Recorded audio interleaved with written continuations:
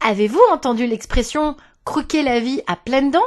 Il s'agit tout simplement de profiter de la vie. Mais saviez-vous qu'à l'origine, elle avait une toute autre signification ? En effet, au XVe siècle, on l'utilisait pour dire « bon appétit ».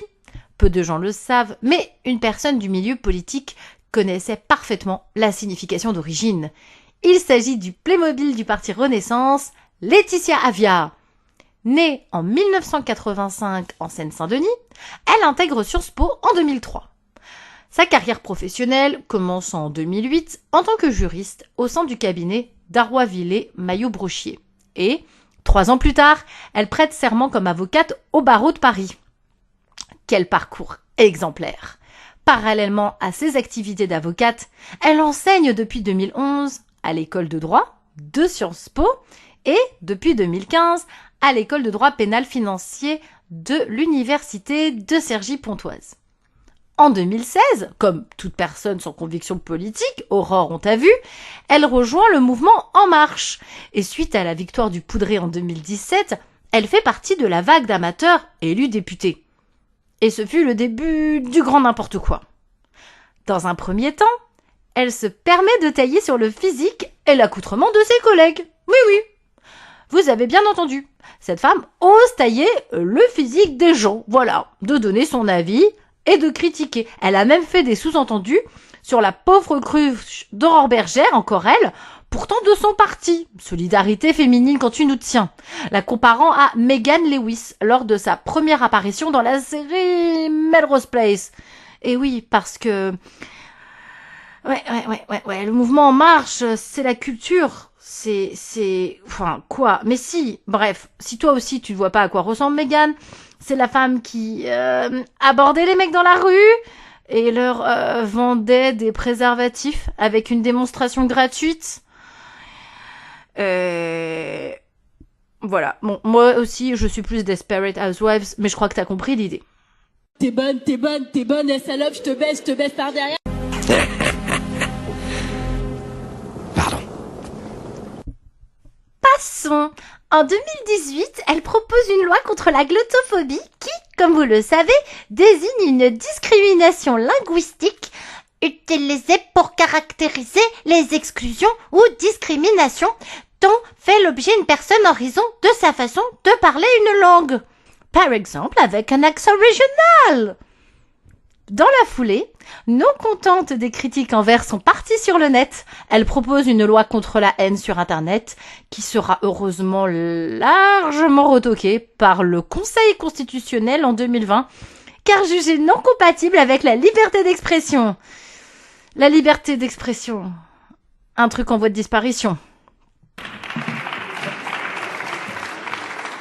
Et à vous, mes chers trolls, haters, têtes d'œufs anonymes, qui vous croyez seuls cachés derrière vos écrans, vous qui êtes infiniment petits et lâches, sachez que nous nous battrons pour vous trouver et vous mettre face à vos responsabilités, car ce que nous engageons, c'est la fin de l'impunité. Je vous remercie.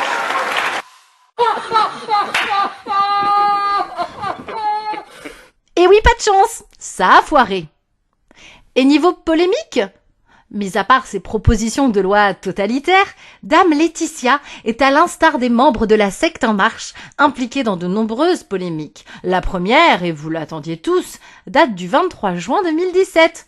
Ne voulant pas payer une course, elle mord un chauffeur de taxi qui lui réclamait tout de même la somme de 12 €. Non mais attendez, 12 €? Elle gagne combien déjà par mois, rappelez-moi? On apprend plus tard que Dame Avia aurait fait travailler ses collaborateurs, payés par la République, à corriger des copies de Sciences Po, où elle touchait bien évidemment, vous vous en doutez, un revenu additionnel à celui de son mandat. En plus de cela, elle les forçait à lui brumiser les jambes. #esclavagisme. Mais on a gardé le meilleur pour la fin. Elle qui s'était permis de traiter François Ruffin de raciste via un violent tweet, et je cite... C'est donc sans complexe que Ruffin véhicule des propos racistes et stéréotypes discriminatoires. Travailler pas cher égale être le chinois. Et demain, il dira qu'il est le juif s'il est plus cher, le bon noir s'il travaille en souriant.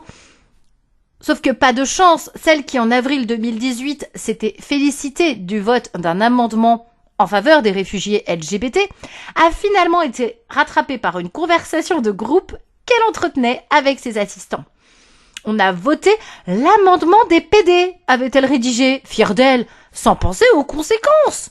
Et pour couronner le tout, elle avait également ému certains membres de la secte En Marche pour des propos à l'encontre de l'un de ses anciens assistants d'origine asiatique, qu'elle appelait parfois, attendez, le chinois, ou reprenait des clichés racistes pour parler de lui.